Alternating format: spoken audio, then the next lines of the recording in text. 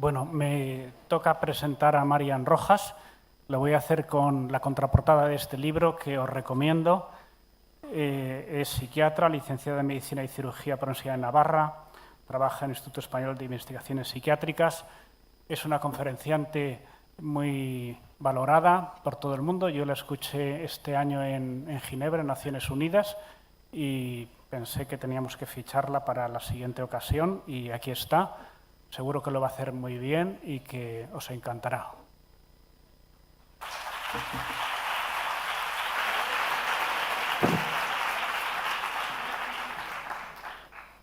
Muchas gracias. Me encanta estar aquí con un público y con tantos maestros, profesores y educadores. La sesión que os voy a dar hoy trata sobre el cerebro, trata sobre las emociones, trata sobre la felicidad y vamos a ir haciendo un recorrido. Primero de todo, a mí me gusta, para que entendáis por qué me dedico a lo que me dedico, soy psiquiatra, me parece una profesión maravillosa, porque siempre he dicho que tengo la mejor profesión que existe, porque vendemos felicidad. A la gente angustiada, triste, preocupada, que no tiene sentido su vida, ayudamos pues, a que recuperen la ilusión. Y siempre pienso que es necesario que existan buenos psiquiatras y buenos psicólogos para ayudar a las personas. Yo estudié medicina en la Universidad de Navarra. Cuando terminé la carrera, una amiga de la carrera me planteó irme con ella a Camboya a sacar niñas y niños pequeños de uno de los basureros más grandes del mundo, el basurero de Phnom Penh, en Camboya. A mí siempre me ha encantado la solidaridad, el voluntariado, ayudar. Me pareció una idea muy buena, pero me preparé para el MIR y me examiné del MIR y a las semanas me fui al Ministerio de Sanidad a elegir mi plaza. Yo quería hacer psiquiatría en Madrid. Cuando estaba sentada a pocos números de mi plaza, de que tocara mi número, dije, ¿y si me fuera a Camboya? Tenía algo ahí dentro que me llamaba y que consideraba que o lo hacía en ese momento o luego las oportunidades pasan. Me levanté justo antes de que tocara mi número y me marché. Me llamaron mis padres para preguntarme qué plaza había elegido, me había tocado, y les dije, me voy a Camboya. Mi padre, que es psiquiatra, pensó que se me había ido la cabeza y me dijo, por favor, entra corriendo y di, yo te hago un informe de que has tenido un desliz mental y vuelve a elegir la plaza porque pierdes la plaza y te tienes que volver a examinar. Pero yo ya lo sentía, salí de allí y dije, bueno, yo llevo muchos años en el mundo de la mente, de las emociones, haciendo prácticas en la carrera, pero nunca había tratado asiáticos. He tratado a mucha gente latinoamericana, muchos europeos, y entonces dije, ¿cómo se empieza? Me fui a Serrano, en Madrid hay una librería en Serrano 41 que venden libros de viaje, y me puse a comprar todo lo que existiera sobre los asiáticos, sobre la psicología de los asiáticos, sobre Camboya, la historia de Camboya, no sé si la conocéis, los Jemeres Rojos, dramático, y cuando estaba allí encontré un libro que se llamaba El silencio de la inocencia. Y detrás, la biografía de la autora, se llama Soma Limam, Premio Príncipe de Asturias en el año 98, y era una mujer que en lo poco que pude leer en la librería, pues había sido vendida a la prostitución, había estado 20 años de prostituta y se había enamorado de un cliente, un cooperante francés, y se había ido a vivir con él y habían tenido 3 hijos. Y se dedicaba al mundo de la prevención del tráfico sexual, del tráfico de personas, una mujer que luchaba por todo el mundo, había ido a las Naciones Unidas, había estado nominada al Premio Nobel. Y entonces me compré el libro. La primera página del libro ponía a la reina Sofía, mi amiga y madre, persona de mi gran confianza, una dedicatoria espectacular, y me sorprendió. Y entonces me leí en 3 días el libro y es terrible. O sea, no lo recomiendo, pero es un libro excesivamente duro. Es un libro que habla de su vida como prostituta y cómo ella monta centros por todo el sudeste asiático, cómo se va a diferentes países del mundo a hablar de este tema. Pero mientras yo leía su libro, yo dije, yo quiero conocer a esta mujer. A mí me gustaría conocerla. O sea, esta mujer no ha superado las heridas de su infancia, en la etapa que era prostituta. Yo lo percibía en el libro, yo no sé casi nada, pero justo de eso sé un poco. Y entonces busqué en internet la fundación, busqué en internet de dónde trabajaba, le mandé un correo, no me contestó, pero yo me marchaba, yo ya había sacado los vuelos y dije, la quiero conocer. La única persona que tenía en contacto con ella, que podía ser un contacto, era la reina Sofía, y como comprenderéis, pues tampoco era tan sencillo. Y entonces hice Madrid-Londres, Londres-Bangkok, Bangkok-Phnom Penh, y en Londres, cuando íbamos a aterrizar, se perdieron las maletas, cuando íbamos a aterrizar hubo una tormenta muy fuerte, aterrizamos, y cuando bajé al aeropuerto de Heathrow, me dijeron que había perdido el vuelo a Tailandia. Pues llamé a mi madre, y mi madre me dijo, es una señal, vuélvete. Mi madre, el plan no le gustaba nada, y entonces yo dije, mira, ya he perdido la plaza del MIR, ya estoy en Londres, estamos a punto de llegar.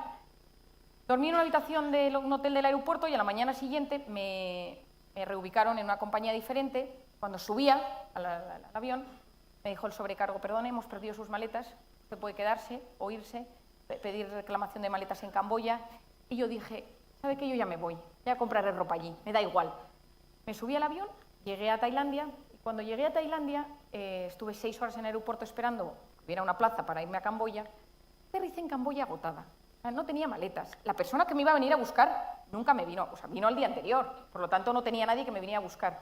Intentar que te entendieran que nadie habla inglés allí en el tema de las maletas. Y mientras la estaba reclamando, en el mostrador, una chica a mi lado estaba reclamando también su maleta y la miré.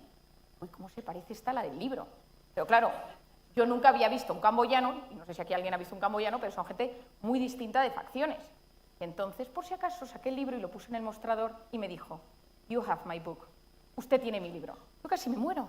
Entonces, yo, que soy muy expresiva, le dije, yo he venido a buscarla a usted. Se asustó, se echó para atrás y miró al señor que tenía detrás, que luego me enteré era su guardaespaldas, porque es una mujer perseguida por todo el mundo, porque claro, ella lucha contra la mafia, contra las personas. Entonces ella miró al guardaespaldas, yo tampoco tengo cara de peligrosa, pero luego me enteré que las mafias pagan a periodistas internacionales para que hablen mal de ella y entonces, de hecho, han conseguido que ella haya tenido que dimitir de su propia fundación porque van contra ella en todos los aspectos. Pero yo en ese momento no sabía nada y pensé, es el momento más importante de mi vida y lo voy a perder. Entonces le dije, usted quiere mucho a una persona. Dice, ¿a quién? Y le digo, a la reina, doña Sofía, y me dice, ¿la conoces? Digo, todos la conocemos. Y me dijo, este es mi teléfono, llámame mañana. Pasa al día. Bueno, yo no me lo creía, entonces me hago una foto con ella porque es que era impresionante la situación, me da el teléfono y luego os contaré alguna historia porque esto marca el principio de todo esto que me empieza a suceder y por lo que hablo de estas cosas, ¿no? Entonces empiezo a trabajar con ella, voy a su casa, voy a centros de prostitución, bueno, a prostíbulos, hacemos prevención por todo el mundo. Pasan unos años, yo sigo teniendo muchísimo trato con ella y un día me llama y me dice, Marian, me gustaría, me han invitado en el Ministerio de Igualdad que van a dar un premio en Madrid y me gustaría comer o ver un ratillo a la reina Sofía, ¿te puedes encargar? Y entonces le digo, bueno, entonces cuelgo con ella y yo, que soy una persona de recursos, digo, tiene que existir el dominio casarreal.es, tiene que existir. Y entonces, info @ contacto .com, .es, .org, .net, y entonces mandé pues, a 20 diferentes combinaciones un correo, esto rápidamente, estimada señora, mi nombre es Marian Rojas, Camboya, Somalimán, la quiere mucho, viene la semana que viene, y recibo a los 15 minutos un correo.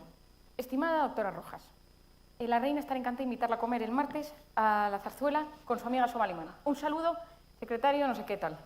Pues le mandé un WhatsApp y le puse comemos con ella el martes, quédate tranquila, está todo bonito.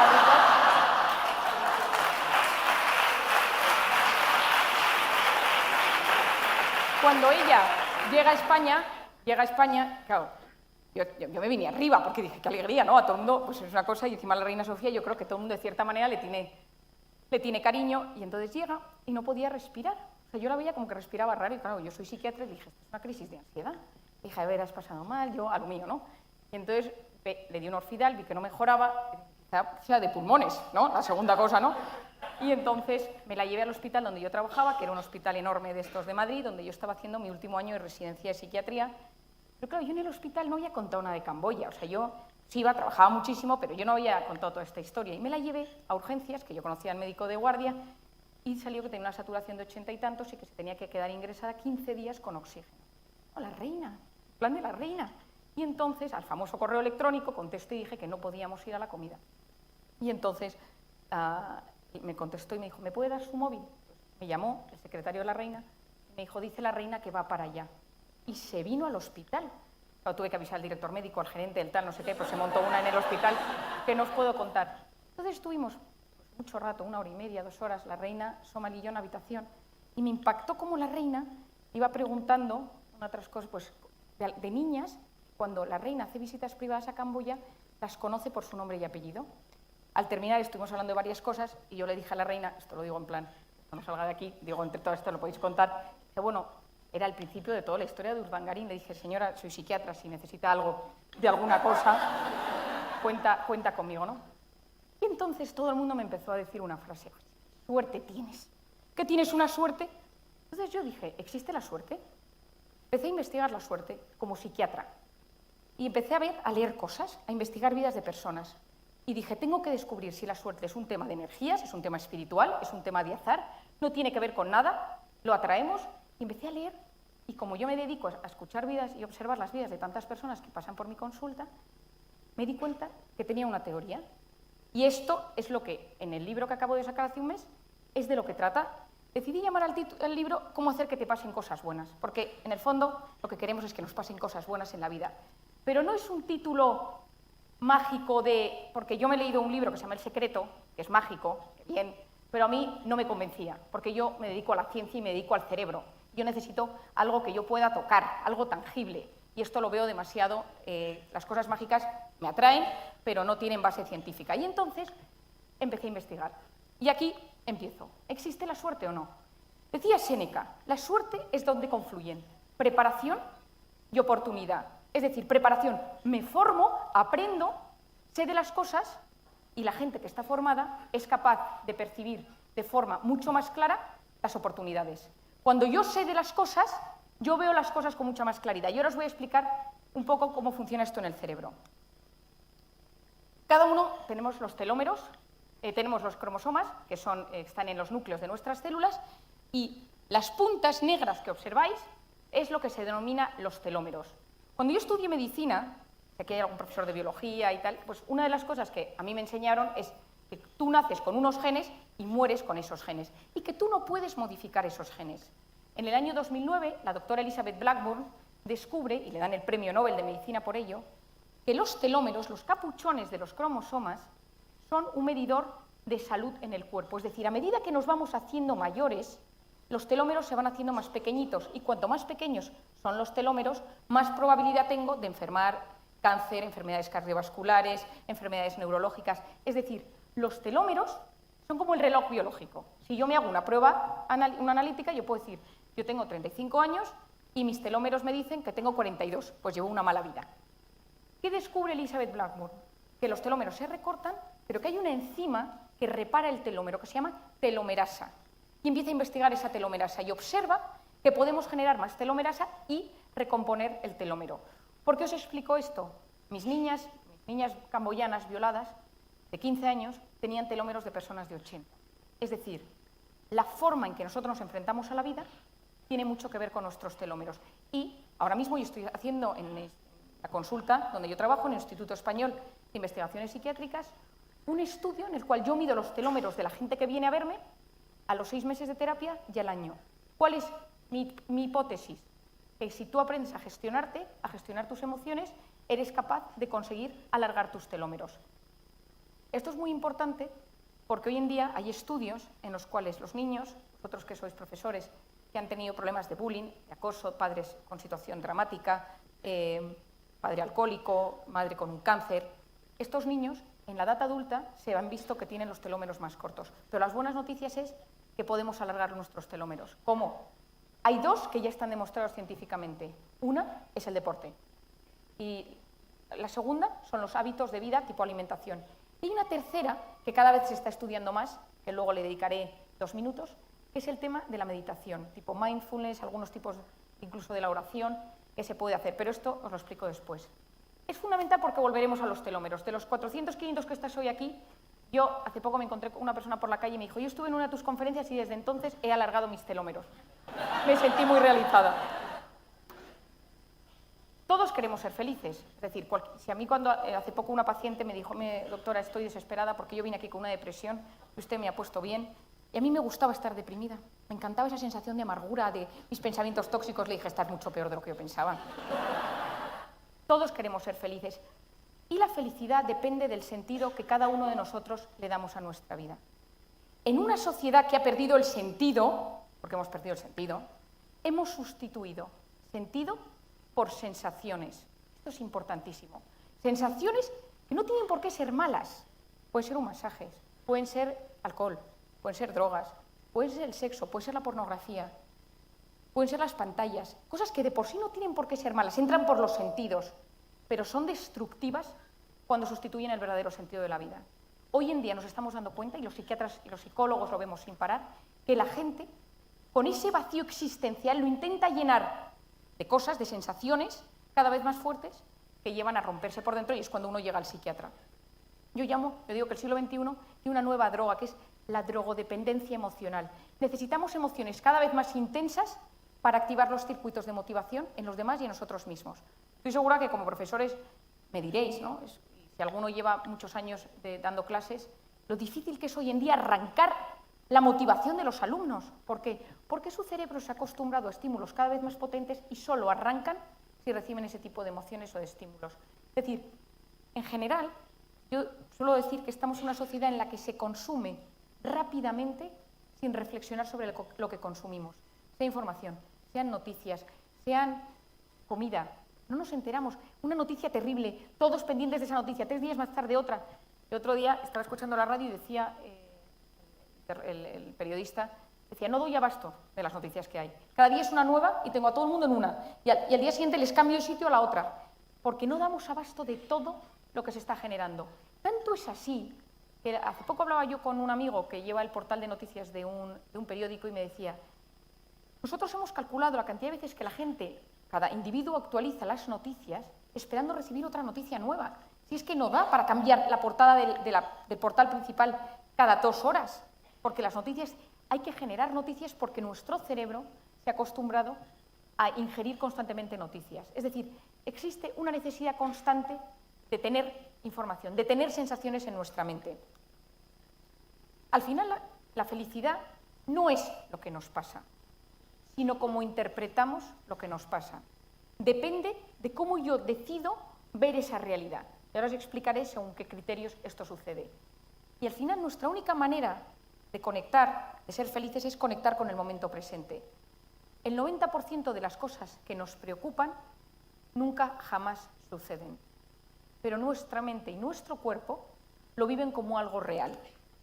Yo siempre digo que la felicidad consiste en vivir instalado de forma sana y equilibrada en el presente, habiendo superado las heridas del pasado y mirando con ilusión al futuro. Los que viven enganchados en el pasado son los depresivos, los resentidos. Los que viven angustiados por el futuro son los ansiosos. Depresión y ansiedad, las 2 grandes enfermedades del siglo XXI. Si tú le preguntas a alguien qué le preocupa, te habla de algo que ha pasado, de algo que podría pasar. Nos hemos olvidado de conectar con el hoy y ahora y solo tenemos capacidad de funcionar, de sacar nuestro mejor yo ahora mismo. Y esto es fundamental, que sea segundo, primero los telómeros, segundo esto. Si ahora mismo suenan las alarmas y se oye, y empiezan a sonar por todas partes las alarmas, todos nosotros nos empezamos a agobiar, nos levantamos por el pasillo principal, por el pasillo lateral, intentamos, no sé si por aquí detrás hay alguna puerta, alguien se subiría al escenario. ¿Por qué? Porque ante una alarma, ante una amenaza, en nuestro cerebro, en la hipófisis, sale una señal de alarma, llega a las glándulas suprarrenales y aparece un personaje brutal de nuestras vidas, que hoy no os vais a olvidar jamás, que se llama el cortisol. El cortisol es la hormona de las alertas, de las amenazas, del susto y también de la supervivencia. Es fundamental, porque si no tuviéramos cortisol diríamos, vamos a ver cómo se quema el auditorio de Retamar. O sea, que ese cortisol es clave. Nos levantamos, salimos todos corriendo, llegamos a la puerta con taquicardia, con esa típica sensación de susto. Y viene alguien y nos dice, no os preocupéis, perdonad el susto, es que estamos arreglando las alarmas, no habíamos caído que había gente en el auditorio, podéis todos volver a vuestro sitio. 10 minutos después, yo subo al escenario y cada uno vuelve a sentarse en su lugar. Ninguno, fisiológicamente, se encuentra igual que hace media hora, porque ese pico de cortisol tarda varias horas en volver a su estado original. Analicemos, ¿qué ha hecho ese pico de cortisol? Lo primero que hace es llevar la sangre a los músculos. Por eso en ese momento, si yo tenía hambre, me olvido del hambre, porque la sangre que está alrededor de los intestinos se va. Yo, si salgo corriendo, lo último que necesito es un bocadillo. Si yo salgo, me voy fuera. Se me dilatan las pupilas, empiezo con taquicardias para que la sangre bombee a todo el cuerpo, pero empiezan a pasar muchas más cosas en el cerebro. En la corteza prefrontal, que es la zona delantera dedicada a resolver problemas, una zona en la que hoy vamos a hablar un par de veces más, esta zona sube el flujo de sangre momentáneamente para que yo vea la salida y no me bloquee. Cuando una persona gestiona mal sus emociones, de repente se bloquea y no sabe dónde está una puerta. Y eso por eso es tan importante que uno se conozca. La grasa de las células sale para que yo tenga energía, igual que el azúcar, y empieza todo un metabolismo de azúcar y de grasas. Imaginaros que dentro de un año volvéis a tener un evento como este y volvéis a esta sala, a este auditorio. Y alguien que está por en medio dice, yo casi que me pongo en la última fila, en la punta, por si pasa algo. Y empieza como a revivirlo, esa típica sensación de angustia cuando uno está en un sitio en el que no se siente bien. Solo con pensarlo se eleva la misma cantidad de cortisol que cuando eso fue real. Mensaje fundamental para vosotros, para vuestros alumnos, para vuestros hijos. Mi mente y mi cuerpo no distinguen lo que es real de lo que es imaginario. Tanto algo que sucede en verdad, si me aparece ahora mismo aquí un león, como que yo me empiece a imaginar dando la conferencia y se aparece un león, mi cerebro segrega la misma sustancia. ¿Por qué es esto tan importante? Porque si el león es de verdad, yo salgo corriendo y todo lo que yo he activado en mi organismo sirve para algo. Pero si yo estoy sentada en mi casa pensando, ¿y si me echan del trabajo? ¿Y si no llego a fin de mes? ¿Y si mi marido me abandona? ¿Y si mi hijo tiene una enfermedad? ¿Y si yo estoy segregando ese cortisol, no estoy haciendo nada al respecto y llego a un estado que yo denomino intoxicación por cortisol? Esto es así. El cortisol es una hormona cíclica. Por las noches es bajita, está en su pico más bajo y a las 8 de la mañana llega al pico más alto. Y esto, cuando funcionamos bien, esto es así. Para que podamos dormir, el cortisol tiene que estar bajo. ¿Qué pasa cuando yo estoy intoxicado por cortisol? Empiezan a surgir cambios a 3 niveles. A nivel físico, me empieza a caer el pelo, me tiembla el ojo, se me duermen las manos, taquicardias, sudoración, pellizco gástrico, opresión en el pecho, síndrome de colon irritable, empiezo con alteraciones gastrointestinales, el típico reflujo pesado, vértigos, a veces tengo los ruidos en el oído, el tinnitus, empiezo con contracturas musculares, la articulación temporomandibular, de aquí, es que empieza a tensarse, por eso hoy en día casi que se regalan las férulas, todo el mundo duerme con una férula de descarga. A nivel físico mi cuerpo empieza a alterarse. Y os voy a explicar una cosa que es compleja, pero la voy a explicar de una manera para que lo entendáis. El cortisol, la pastilla que nosotros tomamos o que alguna vez habremos tomado, la dexametasona, la cortisona, etc., es un potente antiinflamatorio, porque todas estas medicaciones relacionadas con la cortisona son muy buenos para desinflamar el organismo. Cuando uno está intoxicado, el cortisol, cuando yo estoy ante una alerta, todo mi sistema inmunológico se pone en marcha para defenderme ante eso que sucede. Pero si yo estoy constantemente intoxicado por cortisol, el cortisol vira y su sistema pasa a actuar de forma contraria. Las células, en vez de ser antiinflamatorias, el cuerpo pasa a inflamarse, porque el cortisol impide que mi sistema inmunológico funcione bien. ¿Qué significa esto? Que de repente tengo todo tipo de inflamaciones, artritis, gastroenteritis, amigdalitis, todo lo terminado en itis. Es decir, yo digo que el siglo XXI la sociedad va inflamada por la calle. Estamos inflamados. Si hiciéramos un detector de cortisol por la calle, la gente va inflamada. Por eso hoy en día hay un boom de enfermedades inflamatorias. Por eso los fármacos más empleados hoy en día son el ibuprofeno y el lexatín, el antiinflamatorio y el ansiolítico. ¿Por qué? Porque nuestro cuerpo está sometido a esa cantidad de estrés, de preocupaciones, que ahora las tipificaremos, que hace que mi cuerpo responda inflamándose. Por lo tanto, a nivel físico, tiene grandes alteraciones. Hoy en día hay estudios que relacionan todo esto con el cáncer y las metástasis. No olvidemos que las metástasis nacen de núcleos inflamados del cuerpo. Ojo. A nivel psicológico, lo primero que sucede con el cortisol es que estoy irritable. Todo me pone nervioso. No soporto. Esta persona me caía bien, ahora no la soporto. Empiezo a estar en un ambiente de tensión constante con mi entorno. Lo segundo es que empiezo a tener fallos de memoria. Una cosa que me pasa mucho es que la gente viene a verme a la consulta y me dice, doctora, yo vengo por un Alzheimer precoz. No es Alzheimer, es cortisol. ¿Por qué? Porque hay una zona en el cerebro que tiene forma de caballito de mar, se llama hipocampo, es la zona de la memoria. Y esta zona es muy importante para los jóvenes, porque es la zona donde ellos retienen la información que les estamos enseñando. El hipocampo es muy sensible al cortisol, por eso el quedarse en blanco existe.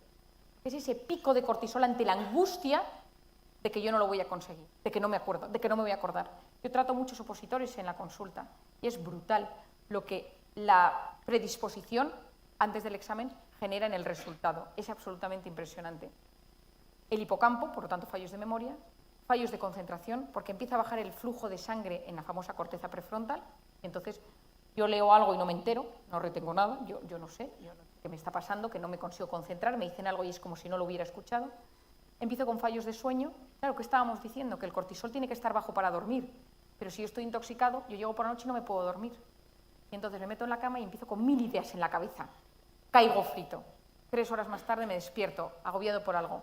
O varias veces me despierto. O si consigo dormir de tirón, me levanto con sensación de agotamiento. Esto está todo relacionado con lo mismo. Y luego, una de las cosas que sucede es que empiezo a estar triste. Yo digo que muchas depresiones provienen de estados de ansiedad permanentes, de estados de alerta permanentes, de estados de amenaza permanentes de mi pensamiento. ¿Y si esto pasa? ¿Y si me sucede? ¿Y qué voy a hacer? ¿Y qué va a pasar? Hay un grupo de psiquiatras, en los cuales yo me encuentro, que cada vez pensamos más que la depresión es una enfermedad inflamatoria del cerebro. Y de hecho hay estudios que se están empezando a tratar. Gente que no responde a las depresiones con tratamientos antidepresivos convencionales, les estamos tratando con antiinflamatorios, no un ibuprofeno, pero con antiinflamatorios específicos. Y luego a nivel de conducta. Yo no me apetece estar con nadie, yo es que no me apetece, yo me aíslo, yo voy a un sitio y no quiero hablar, estoy raro, socialmente estoy raro. Esto es importantísimo porque gestionar las emociones es bastante complicado, pero y las emociones son las que generan estos síntomas físicos y psicológicos de los que hemos hablado, pero toda emoción viene precedida de un pensamiento. Y esto es clave, porque quizá yo no pueda gestionar mis emociones, porque yo es que soy así, mi padre era muy impulsivo, pensando en los alumnos, pues a veces que dices, ¿cómo gestiona este niño con este carácter o con esta forma de ser tan insoportable?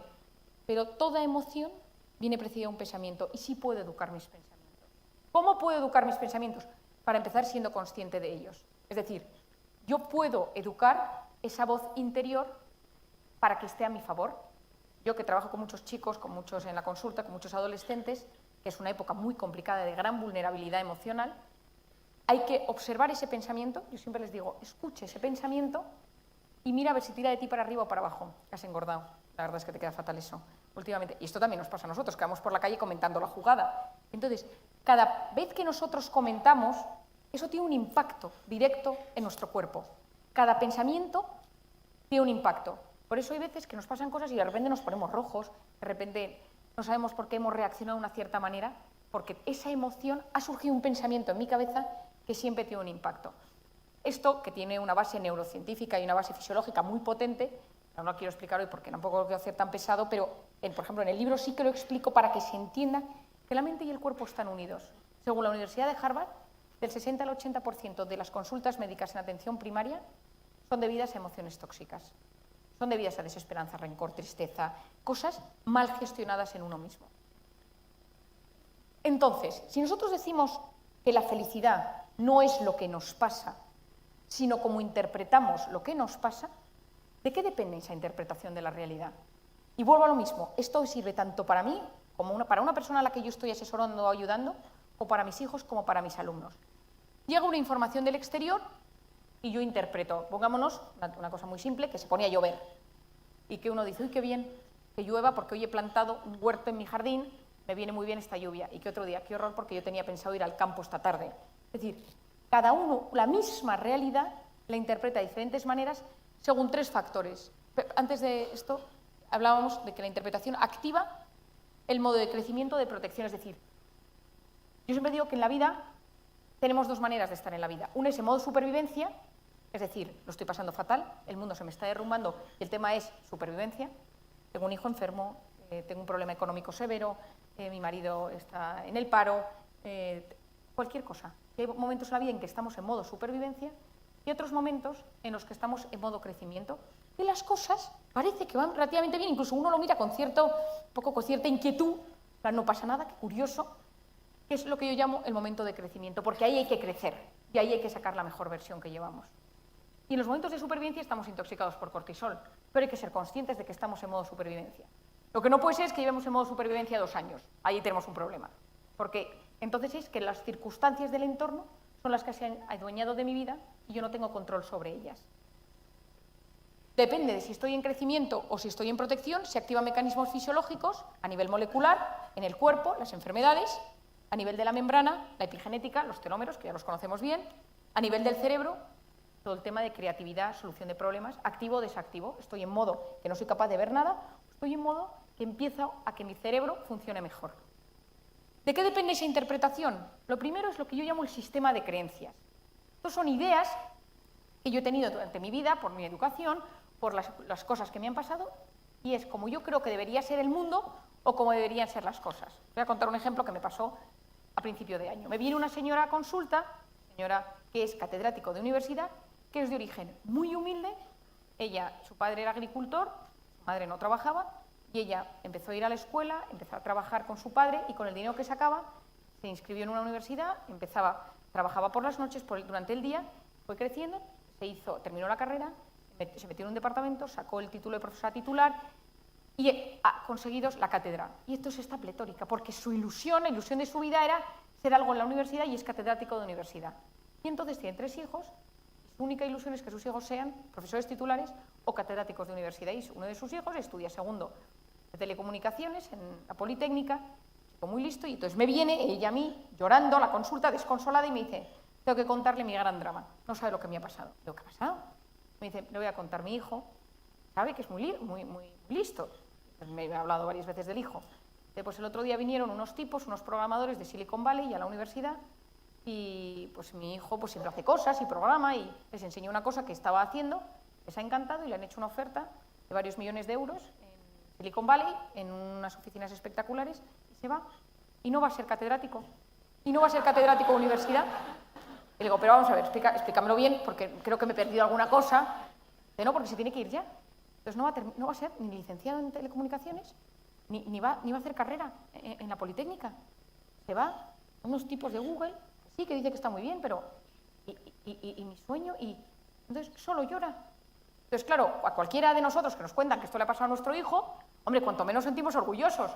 Digo, pero qué ilusión que tu hijo... No, que esa gente es muy rara.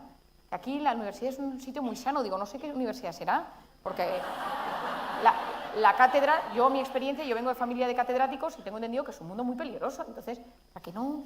Es que yo lo tenía todo pensado. Entonces, no hay manera de que se anime, porque su interpretación, dice, mis amigas me dicen, pero qué suerte has tenido, te puedes ir varias veces al año a verle a California.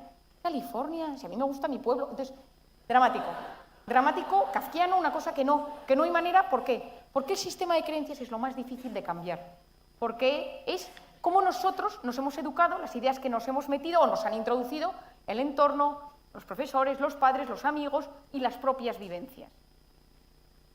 El segundo es el estado de ánimo, es decir, si uno está deprimido, la interpretación de la realidad es nefasta. Esto siempre lo comparo con el fútbol. Yo soy muy futbolera, soy del Barça, y entonces ayer por la noche mi marido me puso, es lo que hay, es que tengo una familia catalana y somos todos del Barça. Y ayer mi marido por la noche, estábamos los dos muy cansados, me puso un reportaje que se ha hecho sobre cómo el Barça llegó a ganar todo lo que ganó en 3 años. Entonces era un reportaje espectacular, de estas cosas que se hacen hoy en día, que son pura emoción de fútbol. Mi marido terminamos de verlo y estábamos pletóricos, llamábamos a la gente para decirle que les queríamos, o sea, por cómo habíamos visto el programa. Es decir, bueno, el fútbol es un estado de ánimo, ¿eh? Y es que los que somos futboleros, el fútbol te puede cambiar la percepción de tu trabajo varias semanas. Pero yo esto lo descubrí cuando estaba en la carrera y que ganó España el Mundial con el gol de Iniesta contra Holanda, y había 2 personas en el departamento que yo estaba en ese momento trabajando, que eran 2 de los jefes, que se llevaban fatal, solo les unía el fútbol. Pues se llevaban fatal, todo el día uno hablaba mal del otro y tal, y el día que ganó por la mañana, uno al otro le había traído un regalo. Entonces yo dije, es que el fútbol cambia a las personas, ¿no? Bueno, pues el estado de ánimo cambia nuestra interpretación de la realidad. ¿De qué depende el estado de ánimo? Lo primero es del sueño. Es decir, una persona que no duerme tiene alterado el estado de ánimo y tiene todo alterado. Por eso yo en consulta lo primero que pregunto es cómo duermes. Porque una persona que no duerme bien tiene toda su vida alterada, aparte de que su organismo está segregando de forma inadecuada las cosas. Y esto es importante para nosotros, para los jóvenes de hoy en día, que duermen muy poco. Y hoy en día estamos viendo fallos muy severos de memoria, fallos muy severos en la eficacia y eficiencia de los jóvenes debido a los problemas de sueño. Por eso yo insisto mucho, a veces doy sesiones sobre el sueño, de que hay que volver a buenos hábitos para que nuestro cerebro y nuestro organismo funcionen bien. Segundo son las drogas, y cuando digo drogas me refiero incluso al alcohol. El otro día me decía un amigo mío, me decía, oye María, he hecho una promesa y he estado 15 días sin beber alcohol. Qué aburrida es la gente, ¿no? Y dice, ¿tú crees que soy alcohólico? Digo, no, hombre, no, pero te gusta mucho el alcohol. Digo, no pasa nada, ¿no? Pero es verdad que el alcohol, por ejemplo, ya no entro en marihuana, etc., que son disruptores brutales del estado de ánimo.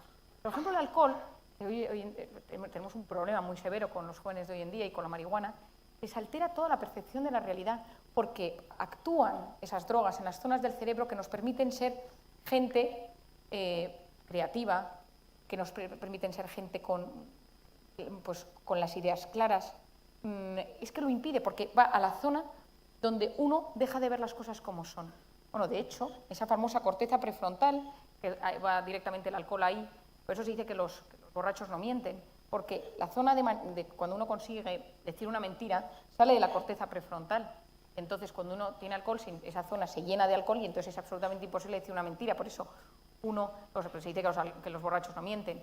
Pero es muy importante que sepamos que el alcohol está alterando, y en el cerebro de los jóvenes, vosotros que tenéis tantos niños y jóvenes, que está alterando mucho el desarrollo posterior de estos niños.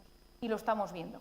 Estamos viendo las consecuencias que está teniendo el tema de la marihuana, lo estamos llamando los psiquiatras el síndrome amotivacional. Es decir, no son depresiones, son niños que no hay manera de arrancarles nada. Y entonces se ha tratado esto con medicación, con antidepresivos, con estimuladores del cerebro. No hay forma, porque su cerebro se ha apagado.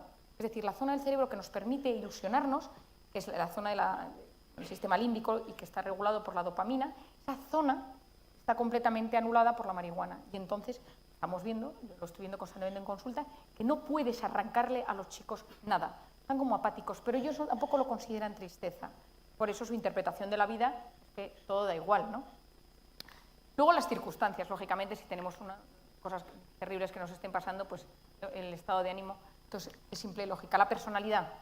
Hay gente que tiene trastornos de personalidad o rasgos de personalidad límite. Seguro que algún alumno, trastorno límite de personalidad, que son estos impulsivos, que dicen todo lo que se les pasa por la cabeza, que a veces tienden a hacerse cortes en las manos para aliviar ese dolor y ese sufrimiento. Gente que tiene timidez exagerada.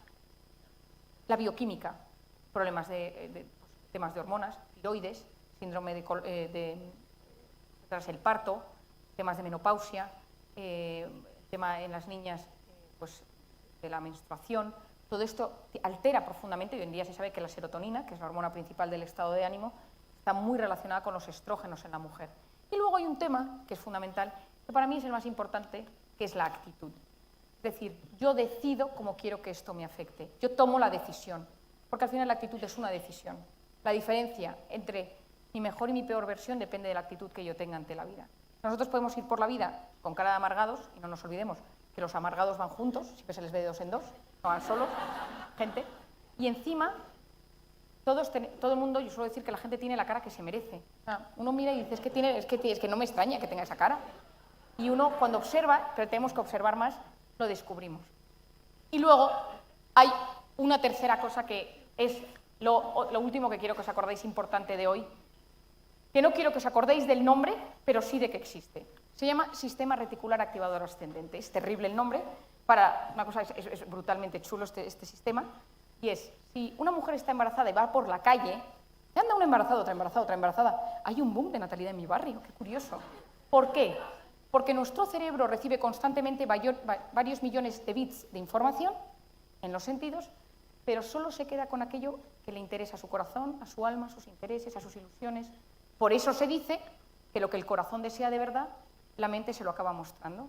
Cuando uno quiere algo, la mente se lo muestra. No sabemos cómo, porque hay una parte que es el subconsciente y yo recibo tantísima información que me voy quedando con lo que más me puede interesar. Os voy a contar un ejemplo que me sucedió hace unos años que se entiende muy bien. Yo estaba estudiando en Pamplona, en la universidad, y de repente un día, por razones un poco curiosas, me surge la posibilidad de irme a las Naciones Unidas a colaborar en un proyecto donde se daban 10 premios a 10 mujeres que hubieran fomentado los objetivos del milenio. Entonces buscaban a alguna persona joven que hablara inglés, que ayudara en ese evento. Y entonces, bueno, pues conocía yo a la persona que lo organizaba y eso sería para otra historia, y entonces caí yo en ese plan. Y entonces, pues me tenía que ir, yo estaba en quinto de medicina, se lo conté a mi tutor de la universidad, y un día me llama mi tutor y me dice, oye Marian, el decano de la Facultad de Comunicación de la Universidad de Navarra, es actualmente el rector, me dice, quiere que hablar contigo, ya que te vas a las Naciones Unidas, que te quiere pedir algo. Yo no le conocía. Yo fui, era alumna de quinto de Medicina y me fui a verle, si alguien ha estado en Pamplona, pues en la cafetería del edificio central, y entonces me dijo, Marian, me gustaría que si ves a Kofi Annan, entonces secretario general de las Naciones Unidas, le digas que son los 50 años de la Universidad de Navarra y que, bueno, que te gustaría que le podemos invitar a que venga y tal, y hablarle de la universidad. Le dije, bueno, pues si veo a Kofi Annan se lo digo. Entonces yo, que todavía no me había pasado lo de Somalimán, todavía no había pasado, pero me metí en internet y busqué, pues por si me lo encontraba, para tener un tema de conversación y no solo hablar pues de los países, ¿no? Y entonces me busqué en internet su vida personal, pero no sé con qué me quedé. O sea, yo lo único que sé es que miré cosas, estuve viendo cosas y tal. Y entonces me voy a las Naciones Unidas, estoy en el evento y los 10 premios eran Angelina Jolie, Kerry Kennedy, Hillary Clinton, Rania de Jordania, Shakira, o sea, es decir, era potente el asunto. Lo presentaba Bono, el cantante de U2, pero Kofi Annan no estaba. Y entonces, en un momento dado del evento, me salgo, yo estaba de ayudante, me voy al baño y me encuentro en el pasillo al lado del baño a una señora de tez muy pálida, rubita, y entonces me pongo a hablar con ella. Yo, lo de hablar es algo que me gusta y entonces ya me pongo a hablar y le digo, ¿vino usted al evento de las Naciones, de los premios? Sí, entonces yo le cuento a esta señora que hay 10 premiadas, que los objetivos del milenio, que el tema de los microcréditos, que la sala estaba en la segunda puerta a la derecha, se despide de mí muy agradable, muchas gracias, tal, y luego en los eventos, en el evento, la vi de lejos, la saludé con la mano y ya nunca más. Y me fui al aeropuerto, al avión, y nunca había Kofi Annan. Y cuando estaba en el avión, iba en turista, la directora del programa iba en business, y me había pedido que hiciera un resumen de todo lo que había pasado y tal, y entonces fui a business, le di el papel. Cuando volvía por el pasillo, veo a la señora rubia del baño, sentada en business. Dios, o sea, tampoco... Entonces le digo, ¿se acuerda usted de mí? Mirándole, entonces coge la mano de la persona que tiene a su lado y le dice, esta chica es la que me explicó cómo funcionan las Naciones Unidas. Era la mujer de Kofi Annan. Yo no sabía que era blanca. Y entonces le digo, Mr. Kofi Annan, mi nombre es Marian Rojas, estoy en la Universidad de Navarra, son los 50 años y está usted invitado.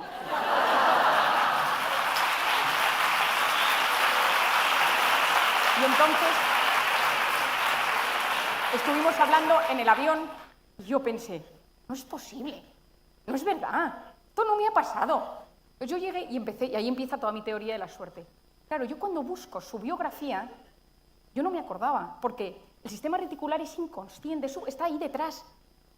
Yo voy con el sistema encendido por la vida, por eso me pasan siempre cosas. Yo lo he descubierto después de muchos años. A mí me agobia, a veces lo apago porque digo, ya no más, no quiero nada más. Pero al 90% de la gente que no le pasan cosas buenas es porque no sabe lo que quiere que le pase y tiene este sistema apagado. Y ese es el tema. Otro día me dice mi marido, hace unos meses, era nuestro aniversario de bodas, me recoge en casa y me dice, vámonos a cenar. Y en el coche me dice, estoy preocupado, Marian. Bueno, preocupado, tengo un tema de trabajo que quiero solucionar y llamo varias veces a este abogado, que creo que es el que me lo solucionaría, pero siempre está liado, me contesta, luego no tiene tiempo y digo, bueno, a ver si nos lo encontramos. Y dice, ya empezamos con tus teorías. Pero ella me conoce y sabe que de vez en cuando funcionan. Y entonces me cuenta en el coche y entonces llegamos al restaurante, nos sentamos en el restaurante y en la mesa de al lado, y esto es real, estaba. Entonces, en ese momento, yo lo que dije fue, a ver cuánto tiempo tarda mi marido en verle. A ver si lo ve. ¡No lo vio! ¡No lo vio!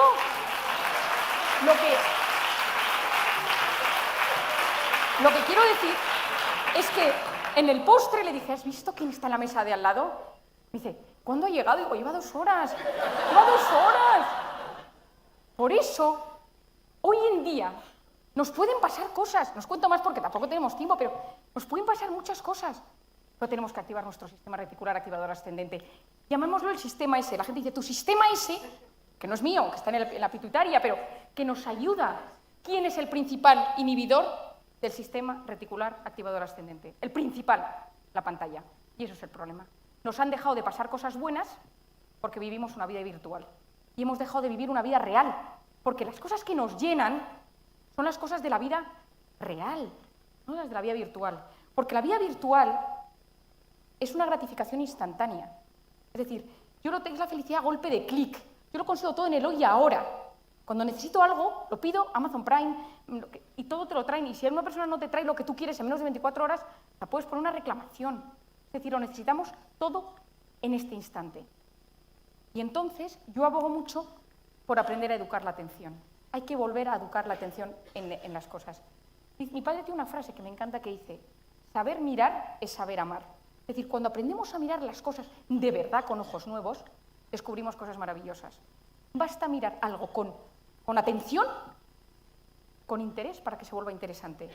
Cuando uno se sienta de repente en un parque, sin teléfono, y se pone a mirar, te puedes pensar, pero ¿esto qué sucede aquí? Empiezan a pasar cosas. Pero tenemos que pararnos para que esas cosas las podamos percibir. Y esto yo os lo explico de una manera importantísima, y más vosotros que tenéis acceso a los jóvenes. Nosotros cuando nacemos hay 3 cosas importantísimas con la pantalla. La primera es, la parte delante de nuestro cerebro se llama corteza prefrontal, y es la zona de la atención, de la concentración y de la resolución de problemas y de la capacidad de tener voluntad para las cosas, autodominio, voluntad. Es una zona fundamental, es la que nos hace seres diferentes al resto. Y esta zona es la que solo tenemos los seres humanos desarrollada.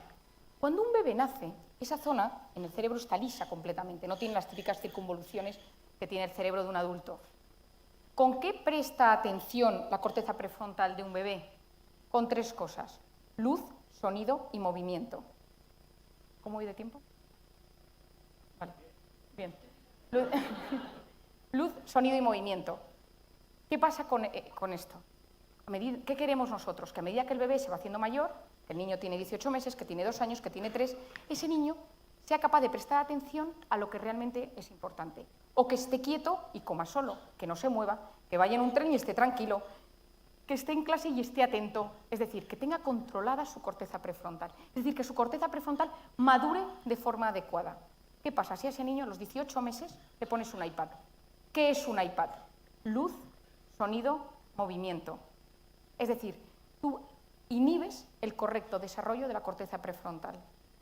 En España, en el primer mundo, tenemos un 10% de niños medicados por problemas de TDAH, trastorno de déficit de atención e hiperactividad. Es decir, me muevo sin control y no presto atención. Es decir, me falla la corteza prefrontal. ¿Dónde va el Rubifen, el Mediquinet, el Elvanse, el Concerta? ¿Dónde van? Directos a la corteza prefrontal, a regular las moléculas, los neurotransmisores de la corteza prefrontal. Esto es súper importante, porque tenemos niños de 10 años con cortezas prefrontales de niños de 5. Por eso hoy en día niños solo se calman delante de una pantalla, porque la pantalla tiene la capacidad de distraer y aliviar. Y esto es clave en el desarrollo de un niño, porque cuando un niño se aburre, en su cerebro empieza a surgir la creatividad, empieza a surgir la tolerancia a la frustración, cosas fundamentales para el futuro. Si un niño automáticamente cuando se empieza a aburrir accede a una pantalla, le estamos dando una vía de escape rápida y estamos generando niños con una tolerancia a la frustración.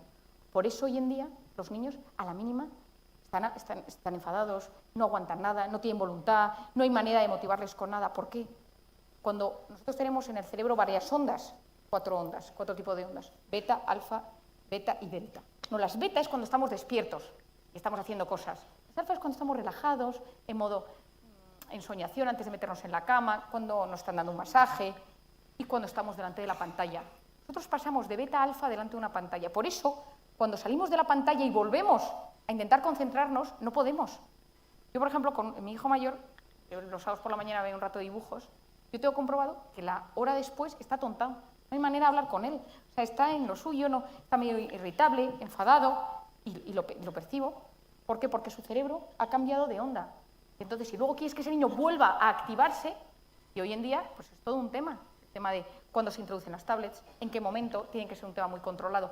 Porque entramos en el segundo punto de la tablet, que es cuando uno consume alcohol, cocaína, heroína, marihuana, cuando uno tiene relaciones sexuales, cuando uno ve pornografía, cuando uno come chocolate, todo eso genera placer. Algunas cosas son legales, otras son ilegales y otras no se recomiendan.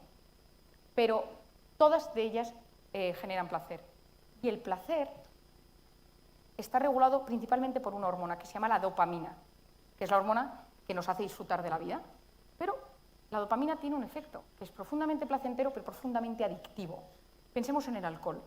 Una persona que tiene problemas con el alcohol está en su casa y dice: necesito beber, no tengo dinero, pero mi madre tiene 10 euros en la cartera. Entonces empieza a maquinar. Cuando se vaya a dormir, me voy a su cuarto, abro la cartera y cojo los 10 euros. Y en el rato que empieza a maquinar, empieza a subir la dopamina, empieza a subir la dopamina. Llego, cojo del cuarto las 10 euros, salgo de casa, me meto en el bar, me compro lo que sea, me compro un par de copas, 3, 4 copas, me las bebo, pico de dopamina. ¿Qué pasa después? Bajón, síndrome de abstinencia. ¿Y qué me dice mi cerebro? Quiero más, quiero más. Eso es lo que hace la dopamina, quiero más.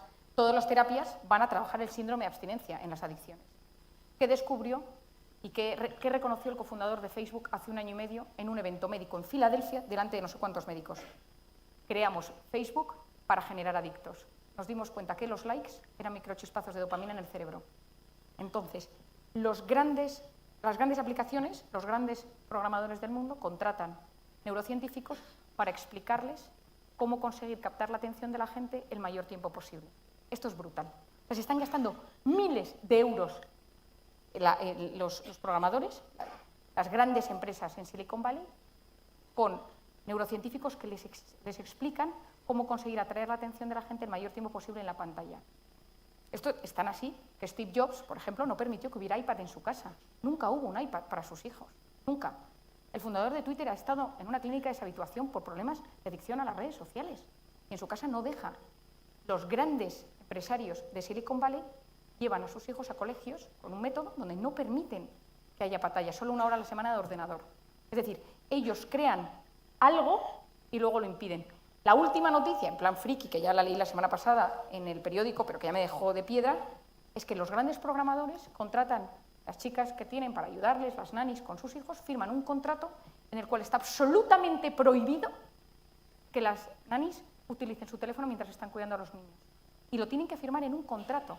Y si en un parque una ve a otra con el teléfono, puede hacer una foto y denunciarlo. O sea, yo lo único que digo es, ni tanto ni tampoco, pero está claro que el tío que lo está generando, el tío que está fabricando esa aplicación, lo que está haciendo es inhibir que sus hijos o sus cercanos lo hagan. No porque sea algo malo, sino porque es algo que te inhibe tu capacidad de prestar atención a lo que realmente es importante. Yo lo que suelo decir con esto es que lo que hoy en día mueve el mundo ya no es el petróleo, ni las armas, es la capacidad de retener la atención del usuario el mayor tiempo posible en una aplicación. Eso es lo que da dinero hoy en día. Hace unos meses, estaba dando una conferencia en un colegio y al terminar la conferencia, de hecho esto es el último capítulo del libro, pero me impactó muchísimo, me viene una chica, muy guapetona, y me dice, Marian, ¿te puedo contar lo que me pasa? Y es que, y le digo, sí, a que había terminado, y yo suelo intentar responder pues, en el tú a tú, o doy mi correo, o lo que sea. Dice, mira, yo es que me quiero suicidar, mi vida no tiene sentido, yo llevo varios meses, pero ya yo creo que no pasa de mañana. Y le digo, no, pero escúchame una cosa, que espera un momento, vamos a hablar, ¿qué te pasa? Cuéntame. Yo, toda angustiada. Le digo, a ver, ¿tú a qué te dedicas? Y dice, pues mira, yo soy actriz. Entonces tenía un toque así extranjero. Digo, mira, yo soy nefasta para el cine, perdona que si te tengo que reconocer. Y dice, no, bueno, puede que no. ¿Cómo te llamas? Y me das su nombre, ¿no? Y entonces en ese momento llega la directora del colegio y me dice, Marian, te vamos a dar, me encantan los chocolates, me vamos a una caja de bombones. Y entonces, mientras me la está dando, le digo, hasta un momento, busco en Google el nombre, a ver si es que de repente, porque como yo soy tan desastre, y entonces veo que es una actriz porno con más de 2 millones de seguidores. Y entonces le digo, no te vayas, ahora sí que no te vayas, vamos a ver qué hacemos contigo. Entonces me acerco a ella y le digo, explícame un poco, y me dice, pues mira, mi novio toda la vida se quiere casar conmigo, yo le quiero mucho, pero yo no tengo futuro. Porque pase lo que pase, yo es que no tengo futuro. Pero claro, ella no me estaba diciendo, entre comillas, la verdad. O sea, digo, claro, y le digo, pero ¿qué pasa? ¿Que haces un cine que no te gusta? Intentando, bueno, es que es un cine de autor, es un cine tal, es un cine cual. Y entonces ya se lo saco y le digo, ven mañana a verme a la consulta a primera hora. Entonces me paso toda la noche dando vueltas a qué se puede hacer. Porque su frase era, yo no puedo tener hijos. Porque el día que mi hijo busque mi nombre en internet, yo es que no puedo tener hijos. ¿Cómo voy a educar a alguien? No puedo. Me encantaría casarme, hacer una nueva vida, pero es que no puedo. Entonces, yo por la noche le empiezo a dar vueltas y digo, ¿y si la cambiamos la identidad? Yo soy muy fantasiosa, digo, si le cambio la identidad, yo he visto a mucha peli, y entonces llamo a un paciente mío, que su padre es policía nacional, por la mañana, primero le digo, oye, vente a la consulta, que te quiero consultar un tema. Me dice, pues sí se puede cambiar, porque no sé cuánto está. Viene la paciente, empezamos a trabajar, estuve un mes en terapia, y me contó muchísimas cosas del mundo de la pornografía. Yo que tengo la experiencia de todo el tema de Camboya, porque me metí en los prostíbulos, son historias, bueno, harían para 1000 conferencias, pero claro, ella me contó un poco, como una actriz porno de éxito, toda su historia. Entonces vino con el novio, que era un tío muy sencillo, pero encantador, que la quería muchísimo. Y entonces cambiamos la identidad, le cambiamos el look, etc. Y entonces se fue al país de donde era su madre, cambiamos el pasaporte, el nombre, y desde entonces, bueno, me escribe de vez en cuando, una de las cartas es el final del libro, y entonces en una de estas me dice, oye, Marian, te voy a empezar a mandar gente de la profesión que necesitan ayuda. Entonces se me ha llamado a la consulta de actrices porno y tengo un problema. Porque claro, o sea, yo tengo una consulta, bueno, tengo una consulta normal, pero quiero decir, entonces mi única petición a estas mujeres, que pobres, bien con vidas durísimas, pero claro, es que vengan muy discretas a la salita de espera, porque siempre hay mucho movimiento, ¿no? Y os cuento como chascarrillo divertido, porque es que a mí me parece quizá de las anécdotas más top que me ha pasado este año, que un día tengo unos pacientes de La Mancha, que son gente pues muy sencilla, yo tengo mucha gente de La Mancha, de hecho soy hija predilecta de un pueblo de La Mancha, y ella tuvo una depresión y viene y le gusta venir a Madrid, entonces viene a la consulta, habla conmigo una hora y tal. Y entonces ese día había una de las actrices que estaba en la salita de espera, entonces paso a los dos al matrimonio, a mi despacho, y me dicen, hay una chica que yo la conozco. Yo la he visto muchas veces a esta, me suena mucho su cara. Yo creo que está en el Corte Inglés. Y entonces, claro, secreto profesional, no puedo decir nada, y entonces le digo, dice, yo creo que es la que atiende, yo no sé si es la que atiende. En la carnicería, esta chica, yo la he visto muchas veces, esta debe ser del pueblo al lado o algo. Y digo, no sé, no te sé decir, no te puedo decir.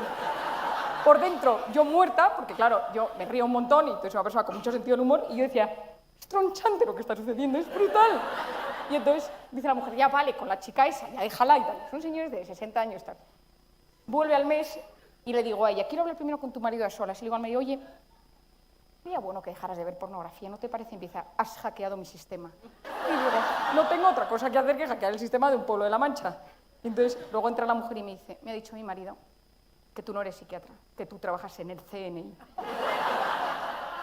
Y esta que estaba este día, me dijo, y Marian, yo quiero que conozcas a un productor de pornografía, que es un tío extranjero que va a venir a España y tal, y le he hablado de ti y me gustaría que le conocieras. No, tampoco tenía muchas ganas. Era el productor de pornografía, ¿no? Pero me vino a ver a la consulta y me dijo, no, mis chicas quieren que te conozca. Y yo, mis chicas, o sea, una cosa terrible este tío.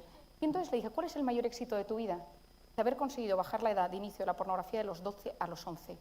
He generado unos grupos, un tema, en un videojuego que juegan los niños, donde hay un paso intermedio, y entonces me contó una estrategia brutal, donde se había reunido con 2 personas para conseguir que los chicos jóvenes entraran en pornografía con esa edad. Entonces, bueno, yo, que soy una persona cero agresiva, me surgió una cosa que dije, esto puede acabar mal hoy, porque es que me iba hablando, me dice, es que es mi negocio, y es que es un negocio que crece tan rápido que es que no sé qué voy a hacer con tanto dinero, y claro, yo pensaba, estás destruyendo la vida emocional de muchísima gente, y él me decía, pues que aprendan a controlarse ellos, pero no voy a ser yo quien deje esto. ¿Por qué insisto tanto en este asunto? Porque el tema de las redes, el tema de las tablets, el tema no es un problema porque sean demoníacas, no, es que yo tengo que aprender a prestar atención a lo que realmente es importante. Y entonces, yo siempre digo, por ejemplo, las actualizaciones, las notificaciones, no pueden aparecer en la pantalla. No hay nada peor que estar hablando con alguien y que de repente te vaya quitando la mirada porque va surgiendo el grupo de las madres del colegio que mandan un vídeo. Entonces, el ser humano, cuando genera oxitocina, que es la hormona de sentirse querido, apreciado, valorado, cuando la segrega, baja en el momento que uno siente que la persona le está dejando de hacer caso porque no para de subirle, entonces de aparecer notificaciones. Yo siempre recomiendo que es importantísimo quitar las notificaciones del móvil. Por lo tanto, no es que sean malas, es que hay que aprender a educar la atención y que luego nuestro sistema reticular activador ascendente desaparece. A modo breve, porque esto, si alguien lo quiere, está en el libro y tengo varios artículos en mi página web. Las 4 cosas que suben hoy en día más el cortisol son la cronopatía, la enfermedad del tiempo, la necesidad de hacer cosas todo el rato. Hay gente que llega el fin de semana y está deseando que llegue el lunes, y que la gente, tengo varios casos en consulta, que te traen los hijos al padre y dice, por favor, trata a mi padre, que no le aguantamos el ritmo, es desesperante. La segunda es la necesidad de controlarlo todo. Hablábamos de que el cortisol se segrega igual cuando me lo imagino que cuando pasa. El otro día tuve una conferencia al grupo de departamento de riesgos de un banco y dije, estáis intoxicados por cortisol. Todo el día hablando de riesgos, y si pasa, y si no pasa, y si la bolsa, y si tal, estos tíos o tienen un inhibidor de cortisol que tengo yo que conocer. El tercero es el perfeccionismo. El perfeccionista, por definición, es el eterno insatisfecho. Nada está nunca a la altura de lo que uno quiere, y entonces uno está constantemente en un malestar interior porque no disfruta de nada. Y hoy en día estamos en una sociedad en la que es la perfección corporal, la perfección de los hijos, la perfección... Entonces, la perfección está generando muchísimos problemas a nivel bioquímico. Y la cuarta es todo lo que os hablaba de la era digital. Bajamos el cortisol, que me parece fundamental, aunque sea de forma breve. Lo primero es el ejercicio. Hacer ejercicio elimina cortisol. Se va por el hígado y se elimina. Por eso hay mucha gente que necesita ir al gimnasio en la calle Serrano, no sé cuántos gimnasios hay, están llenos desde las 6 de la mañana hasta las 12 de la noche, ¿no? O sea, la gente sale y se siente mejor. Por eso cuando una persona está mal, se le recomienda el ejercicio. Hay muchísimos estudios interesantísimos. Los pensamientos positivos. Claro, si estábamos hablando de que los pensamientos negativos tienen ese impacto, y aquí hay una idea. La actitud previa, es decir, mis pensamientos previos a cualquier circunstancia determina cómo respondo a ella. Es decir, si yo digo, esta cita de trabajo romántica, un examen, una reunión importante, y yo voy pensando, esto no sirve para nada, probablemente no sirva para nada. Hay mucha gente que dice, yo prefiero ir pensando que no voy a sacar nada bueno de eso y luego si eso me sorprendo. Ojo, es que si te pudiera pasar algo top, algo espectacular, jamás lo verías. Porque al final el cerebro se abre a nuestra capacidad. La ilusión tiene un componente brutal de transformación del cerebro. Cuando yo estudié medicina, no había manera de generar nuevas neuronas. Tenías las que tenías cuando nacías. Hoy en día sabemos que existe la neurogénesis, la capacidad de generar nuevas neuronas, pero solo sabemos una manera de conseguirlo, solo una, y es con la alegría y la ilusión. Se ha visto que la gente que se levanta con ilusión por las mañanas, a las 2 o 3 semanas genera más neuronas que van al hipocampo. Es la única manera que conocemos por el momento. Ramón y Cajal, Premio Nobel de Medicina, todo ser humano, si se lo propone, puede ser escultor de su propio cerebro. Pensamientos positivos. Y eso significa educar la voz interior. Que la voz interior no nos haga autoboicot, que sirva para apoyarnos, no para anularnos. Hicimos un experimento con niños de una clase, con el mismo notas aproximadamente. Les dimos un examen de matemáticas. Los dividimos en 2 grupos. Al primer grupo le dijimos... Ya, termino ya. Al primer grupo... Sí, un minuto. Al primer grupo le dijimos... es un examen muy difícil, haced lo que podáis. Y al segundo le dijimos, os hemos elegido porque sois los más listos. El primer grupo, ninguno lo logró, el segundo todos. Y eran niños del mismo coeficiente, del mismo tipo de notas. La tercera, lo daría para una conferencia entera, las personas tóxicas. Tenemos gente que solo con pensar en ellas sube el cortisol, solo con pensar en ellas. Por lo tanto, identificarlas, poneros un impermeable psicológico con estas personas. Tiene todo un tema. La meditación y el mindfulness, ¿sirve o no sirve? Hoy en día sabemos que el mindfulness, yo en Londres, cuando hice una parte de la residencia en Londres, estuve trabajando con un médico que investigaba los marcadores de la inflamación con la meditación. Efectivamente, el mindfulness baja los marcadores de la inflamación. Yo fui más allá y le pregunté, y estuve trabajando con este médico, el doctor Andrea Danese, en la Universidad del King's College de Londres, si, por ejemplo, la oración de los cristianos servía igual. Y me dijo, siempre y cuando haya 2 componentes, aceptación y abandono. Es decir, si uno cuando medita lo que se dedica es a, Dios mío, qué horror, mis problemas son terribles, sube el cortisol. Si uno tiene una actitud de aceptación y abandono, es decir, con respecto a su Dios, sean los judíos, sean los cristianos, se ha visto que todo eso mejora los marcadores de la inflamación. Todas las técnicas del mindfulness es una técnica de vaciar los pensamientos para enfocarse en uno mismo. En general, a la gente que está muy mal no le ayuda, porque frenar y ponerte a pensar y a sacar tus pensamientos te angustia más. Por lo tanto, cada persona tiene que saber, estas técnicas no son, porque hoy en día hay tal boom que uno piensa que todo esto funciona para todo el mundo. Y la última es el omega 3. Es un potente antiinflamatorio. Y el omega 3 hoy en día sabemos que se da en la Sociedad Americana de Psiquiatría, lo recomendamos a todos los pacientes que tienen cualquier enfermedad de la mente para que les ayude. Termino, 2 ideas. La primera, cuando estemos solos, cuidemos nuestros pensamientos. Cuando estemos acompañados, cuidemos la lengua. Cuando estemos irritados, enfadados, cuidemos nuestro temperamento. Cuando estemos en conflicto con los demás, cuidar nuestras emociones. Cuando todo nos vaya estupendamente, siempre cuidar nuestra vanidad. Tenemos 2 maneras de vivir la vida.